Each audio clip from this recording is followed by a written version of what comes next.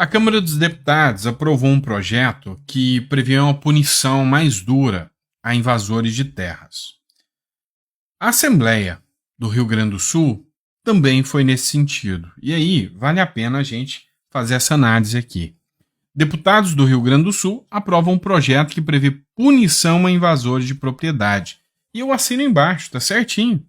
Com 35 votos favoráveis e 14 contrários, a Assembleia Legislativa do Rio Grande do Sul aprovou o projeto de lei 154 de 2023, que prevê sanções administrativas e restrições a invasores de propriedades, tanto rurais quanto urbanas. A aprovação na terça-feira, o texto veda o recebimento de auxílio, benefícios ou a participação do invasor em programas sociais. Também impede a nomeação do invasor em cargo público ou a contratação de serviços pelo poder público de forma direta ou indireta. Abre aspas. O Rio Grande do Sul é um dos maiores núcleos de agronegócio do país e, historicamente, alvo de invasões e ataques de entidades que se identificam como movimentos sociais, mas que promoveram violência e grave ameaça nas invasões que patrocinam ao longo do tempo, inclusive com perda de vidas humanas. A atual explosão dessas invasões pelo país e o indicativo de ampliação desses atos criminosos pelo Estado brasileiro é indicativo de que esta casa precisa normatizar a matéria, diz um trecho da justificativa do projeto apresentado pelo deputado Gustavo Victorino, que é do Republicanos. Olha, o que a gente percebe é que há uma pressão da sociedade que não se agrada com invasores de terra, né, com o MST e demais grupos, e essa pressão da sociedade se dá em cima dos deputados, tanto federais quanto estaduais. Enquanto que o governo Lula vem na contramão. Ele não ouve o anseio da população. Ele não ouve o que a população quer. Ele ouve o interesse dos grupos que fomentam a narrativa lulopetista dele ali. Então, tem que dar parabéns aqui à Assembleia Legislativa do Rio Grande do Sul pelo grande acerto. Pessoal, aconteceu uma votação importante e interessante no STF. O Paulo Bilinski chegou a comentar o caso aqui, né? Por 8-3, o STF decidiu que banheiro masculino é para homem e feminino para mulher. Trans não pode usar banheiro feminino. O STF decidiu que trans não pode usar banheiro feminino. Repetiu aqui o Paulo Bilinski. Vamos lá. Vamos entender essa situação, que não é bem assim a decisão do STF, mas foi uma decisão acertada do STF.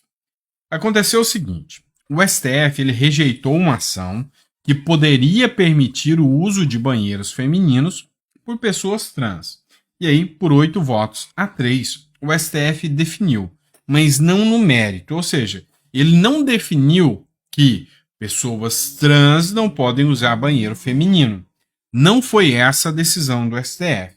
Ele definiu que este assunto é um assunto que não tem repercussão constitucional. O STF só pode julgar coisas que têm a ver com questões constitucionais.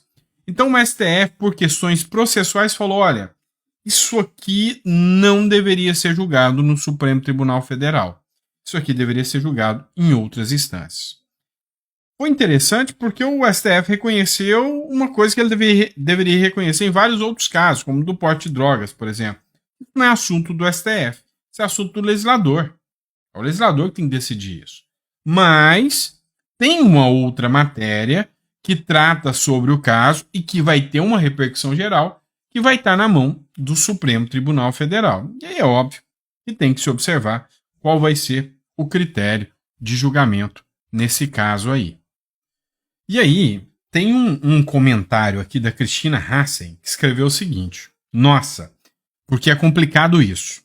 Fui num CRAS, no Rio de Janeiro, e precisei usar o banheiro e me deparei com um banheiro unissex, no qual as portas eram baixas e tinham frestas, que se podia ver o outro dentro. E isso é constrangedor. Vamos combinar. Conclusão, não usei o banheiro. Difícil. Isso. E assim, é uma queixa das mulheres. E é lógico que as pessoas trans têm que ter o direito à dignidade. Cara, o que custa ter um banheiro específico em órgãos públicos, um banheiro específico unissex, um banheiro único? Isso a gente encontra em vários lugares. Um banheiro onde pode entrar o homem de uma vez sozinho, ou a mulher de uma vez sozinho, ou um trans, aquele banheiro para uma pessoa usar sozinho. E aí, o banheiro masculino e o feminino. E aí, cada pessoa usa de acordo com a sua vontade. Ah, a pessoa prefere usar o banheiro unissex? Vai no banheiro unissex. Mas é mulher, quer usar o banheiro feminino. E aí ela não vai ser incomodada porque um homem vai entrar lá dentro. Ou mesmo o contrário. O cara é homem, tá lá dentro, de repente entra uma mulher no banheiro, né? E aí vai causar uma situação constrangedora, alguma coisa bem incômoda. Então, assim, é uma questão que, sabe, isso aqui ir para um debate político chega a ser constrangedor, né? Chega a ser constrangedor. Vamos lá. Outra matéria que eu trago para vocês. Em 2023, quando Lula assumiu, a Agência Brasil fez questão de falar. Lula, 2 pontos. Farmácia popular foi ironizada pelo Bolsonaro, né? Mas volta com mais força. O presidente Luiz Inácio Lula da Silva disse nesta quarta-feira que o programa Farmácia Popular foi ironizado e diminuído pelo governo passado, mas que retorna agora com muito mais força. Essa matéria é de 2023, não é de agora não. E aí, será que o Lula cumpriu a sua promessa? Não sei, vamos perguntar para o Estadão. O governo federal cortou 5,7 bilhões de reais e atingiu farmácia popular, auxílio gás, Polícia Federal e obras em rodovia. Pois é, parece que o que foi prometido não foi o cumprido.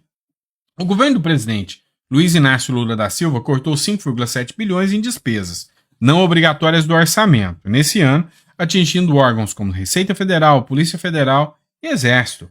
Verbas do programa Farmácia Popular, Ensino Integral, ou seja, da educação, e Auxílio Gás, e obras em rodovias federais, entre outros. Por outro lado, o crescimento da demanda por benefícios previdenciários levou o Executivo Federal a aumentar 13 bilhões para a previsão dessas despesas no ano. E a gente não pode esquecer também das boas e velhas emendas que foram aplicadas pelo governo Lula aí para votações dentro do Congresso Nacional. Pois é. É muito tenso isso, né? Porque a gente vê que nem sempre os recursos são aplicados no lugar certo. Teve um estudo de que o rombo da dívida pública brasileira custa para o brasileiro, por ano, 31 mil reais. 31 mil reais por brasileiro. Tá? Eu vi uma reportagem nesse sentido. Então, assim, é insano demais, né? Então, é um absurdo o tamanho da máquina do Estado. Ó, o Bruno Zambelli fez uma publicação, né? Teve uma mulher que foi petista, foi para ver o Lula. E parece que o Lula bateu com a porta na cara dela, ou seja, a segurança não deixou o pessoal chegar até o presidente. E ela fez um desabafo. Acompanha aqui. Somos moradores, mais de 50 anos nesse bairro, e agora queremos descer na nossa rua para cumprimentar o presidente que se diz é do povo e não pode ficar no meio do povo. Que pouca de uma vergonha é essa? Cadê o nosso prefeito? Cadê o nosso prefeito do município? Cadê? Isso é uma vergonha. Eu estou aqui com a minha sogra com câncer, querendo ir lá dar um oi pro presidente. Nós queremos rever o nosso bairro de novo e nós somos baratos.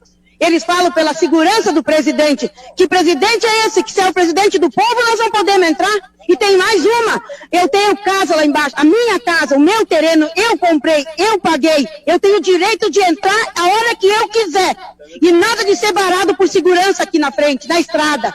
Pouca de uma vergonha. O que foi dito para vocês que vocês não podiam passar daqui mesmo sendo moradores? Que não pode entrar porque a segurança do presidente barou o povo. Pouca de uma vergonha isso aí. Nós somos moradores. Pois é, você vê que o pessoal não ficou muito satisfeito, né? E é um presidente que não costuma receber o povo. Estranho isso, né? O que você acha sobre isso? Deixa nos comentários aí pra gente. Fechou? Pessoal, volto daqui a pouquinho, meio-dia, tô de volta com vocês com mais conteúdo. Grande abraço e até lá.